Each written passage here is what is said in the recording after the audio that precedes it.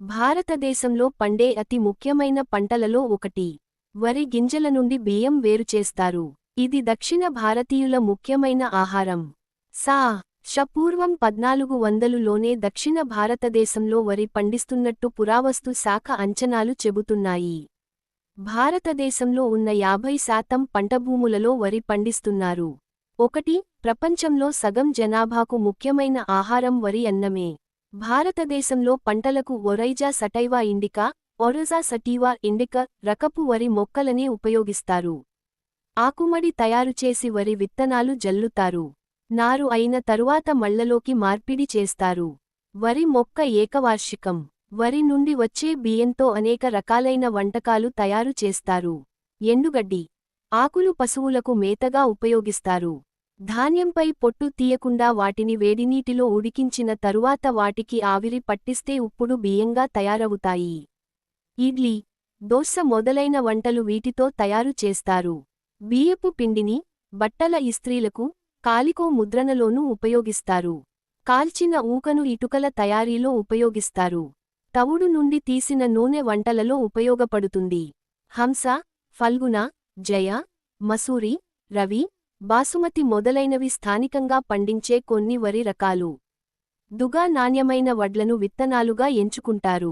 తరువాత మొలకలు రావడం కోసం వాటిని నీళ్లలో నానబెడతారు. నానబెట్టేటప్పుడు తొందరగా మొలకలు రావడానికి వాటిలో వావిలాకు వంటివి వేస్తారు. ఈ విత్తనాలు నారు పోయడానికి ఉపయోగిస్తారు. నేల ఎంత మెత్తగా ఉంటే నారు అంత ఏపుగా ఎదుగుతుంది. అందుకోసం గింజలు మొలకెత్తుతుండగా నారు పోయడానికి ఎంచుకున్న భూమిని పలుమార్లు దున్నడం, నీటితో తడపటం, ఎరువులు వేయడం లాంటి పనులు చేస్తారు. పొలాన్ని 3 సార్లు మడకతో దున్ని, చివరి దుక్కిలో పశువుల ఎరువును వేసి చదును చేస్తారు. నీళ్లలో కలిపి దున్నే దుక్కిని అడుసు దుక్కి అని, నీళ్లు లేకుండా మెట్ట పొలాలలో దున్నే దుక్కిని వెలి దుక్కి అని అంటారు. వెలి దుక్కికి తగుమాత్రం తేమ ఉండాలి. తేమ ఎక్కువగా ఉంటే దున్నరు. ఆ తేమ శాతాన్ని పదును అంటారు.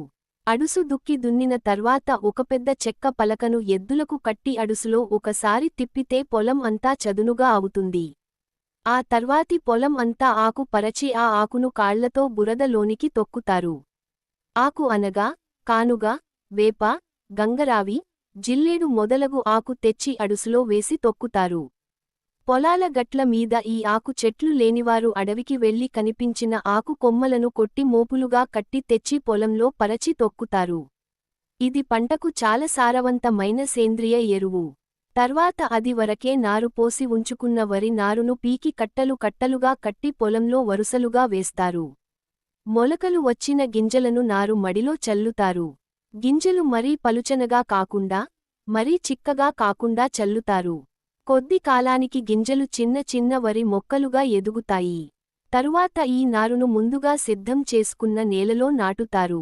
దీన్నే నారు నాటడం అంటారు. ఈ పనిని మనుషులైనా చేయవచ్చు, లేదా యంత్ర సహాయం తీసుకోవచ్చు. ఈ పని చేయడానికి ముఖ్యంగా ఆడవారు చేయడం ఆనవాయితీ. నాటేటప్పుడు వరి మొక్కలను కుచ్చులుగా తీసుకుని ఒక్కో దానికి సరైన దూరంలో ఉండేలా నాటుతారు.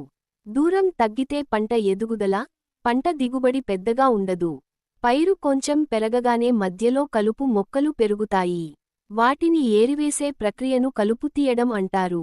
మధ్యలో పైరు బాగా ఎదగడానికి, తెగుళ్లు రాకుండా ఉండటానికి కొన్ని రసాయనిక ఎరువులు వాడతారు. వీటిని నేరుగా పొలంలో చల్లడం కాని, పిచికారీ చేయడం పరిపాటి. గింజలు మొలకెత్తి పక్వానికి వచ్చిన తరువాత పైరుకోత ప్రారంభం అవుతుంది. ఈ ప్రక్రియ ప్రస్తుతం చాలావరకు పైరుకోత యంత్రాల సహాయంతోనే జరుగుతుంది. ఇందులో బయటకు వచ్చిన ధాన్యాన్ని ఇళ్లకు తరలిస్తారు. వరి పండించే విధానం ప్యాడీ కల్టివేషన్ తెలుగులో 1. నేల తయారీ. మట్టిని బాగా దున్ని మృదువుగా చేస్తారు. నీరు నిల్వ ఉండేలా మడులు, బండ్స్ కడతారు. పూడిక మట్టిని సమంగా చేస్తారు. 2. విత్తనాల ఎంపిక. మంచి నాణ్యత గల, అధిక దిగుబడి ఇచ్చే విత్తనాలను ఎంచుకోవాలి. విత్తన శుద్ధి చేయడం మంచిది. 3. నాట్లు తయారీ నర్సరీ. ముందుగా నర్సరీలో విత్తనాలు వేస్తారు. 20 నుండి 25 రోజుల వయసు గల నాట్లను సిద్ధం చేస్తారు. 4. నాట్లు నాటడం ట్రాన్స్ప్లాంటింగ్. నర్సరీ నుంచి తీసిన నాట్లను ప్రధాన పొలంలో నాటుతారు. వరుసల మధ్య సరైన దూరం పాటిస్తారు. 5. నీటిపారుదల. పొలంలో ఎప్పుడూ తగినంత నీరు ఉండేలా చూడాలి. అధిక నీరు నిల్వ ఉండకుండా జాగ్రత్త. 6. ఎరువుల వినియోగం. సేంద్రియ ఎరువులు, గొబ్బరం మరియు రసాయన ఎరువులు అవసరానుసారం వేస్తారు.